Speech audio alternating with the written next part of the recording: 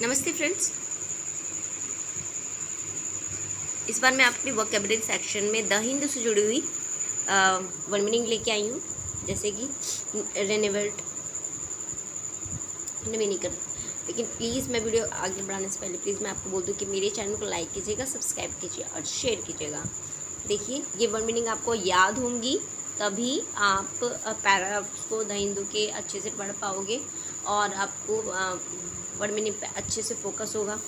तो आप उनके फ्रेजल वर्ब जो होते हैं या फिर जो सेंटेंस होते हैं उसको आप फोकस कर पाओगे, वो किस तरह से फॉर्म हो रहा है, किस तरह से वो हमें क्या समझाने की कोशिश कर रहा है। तो इसीलिए मैं आपके लिए पहले ही इस बार वर्ड मीनिंग का ये सेक्शन लेके आई हूँ जो द हिंदू से जुड़ा हुआ है। तो प्लीज़ आपको अच्छे से समझिएगा और अंत तक देखिएगा इस वीडियो को। रिन्यूएबल मतलब होता है निम्नीकृत, एम्फेसिस मतलब होता है जोर या फोकस। देखो, ऊपर वाला निम्नीकृत है, कुछ बच्चे समझ नहीं पाते निम्नीकृत क्या होता है। मतलब ये है कि नई जो नया है कुछ, या फिर निम्नीकृत ऊर्जा आपने स्कूल में कहीं पढ़ा होगा साइंस की बुक में। निम्नीकृत ऊर्जा ऐसे कि कोयले से जुड़ी हुई जो ऊर्जा है जो हमें कोयले से मिलती है वो निम्नीकृत नहीं होती है, लेकिन जो जैसे कि लकड़ियाँ होती हैं ये निम्नीकृत हैं, ये बनती रहती हैं, ये उगते रहते हैं पेड़। तो ये ख़त्म ऐसा तो नहीं कहेंगे ख़त्म नहीं होंगे, तो ख़त्म हो सकते हैं। जैसे कि पानी है, पानी से बिजली बनाई जाती है, वहाँ पे एक सेटअप तैयार किया जाता है, वहाँ से हमें एनर्जी मिलती है, वो भी नवीनीकृत है। तो ये नवीनीकृत में आता है। नवीनीकृत मतलब जो बनाई जा सके। एम्फेसिस मतलब होता है जोर देना, यानी कि किसी बात की एम्फेसिस करना, किसी बात को जोर देके हम बोलते हैं। कभी कभी हमें कोई बात बोलनी होती है और उस पर जोर देके हम इसलिए बोलते हैं सभी का ध्यान उस तरफ जाए, तो एम्फेसिस करते हैं हम उस बात को। बुलस्टरिंग मतलब सशक्त या बढ़ावा देना किसी बात को। कर्ब का मतलब होता है नियंत्रण। इमिशन माने होता है उत्सर्जन। उत्सर्जन का मतलब यह है कि निकलना, कोई भी जैसे कि हम इमिशन जब भी यूज़ करते हैं ज़्यादातर, जैसे कार्बन इमिशन यानी कि कार्बन उत्सर्जन, कितना कार्बन उत्सर्जन होता है इंडिया में, ठीक है।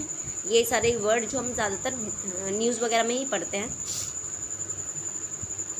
प्लेट माने होता है गिरवी या औपचारिक वचन या सहमति। न्यूट्रलिटी मतलब होता है, देखो, गिरवी या औपचारिक वचन, कोई वचन दे देता है, वचनबद्ध हो जाता है, उसको भी प्लेज कहते हैं। न्यूट्रलिटी मतलब तटस्थता या निष्पक्षता। आप कभी न्यूज़पेपर में पढ़ते होंगे कार्बन न्यूट्रलिटी पे पहुंचना है, ये जो भी है। इन्वेशन आक्रमण, चढ़ाई। एंटी न्यूक्लियर सेंटिमेंट परमाणु विरोधी भावना। अब जो मैं पैराग्राफ पढ़ाऊंगी कि वर्ड मीनिंग उसमें यूज़ होगा।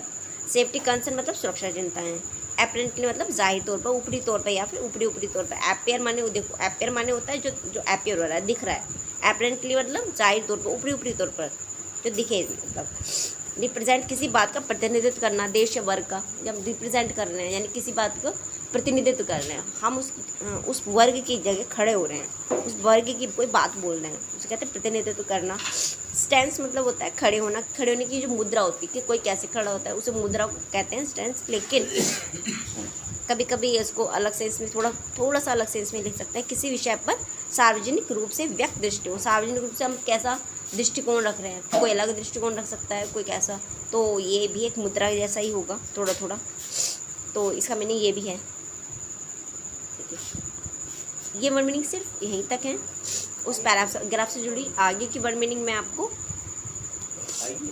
किसी और पैराग्राफ से जुड़ी हुई उस पैराग्राफ से पहले ही पढ़ाऊंगी, ठीक है फ्रेंड्स। आज के लिए सिर्फ इतना ही। Thank you friends. वंदे मातरम, जय हिंद।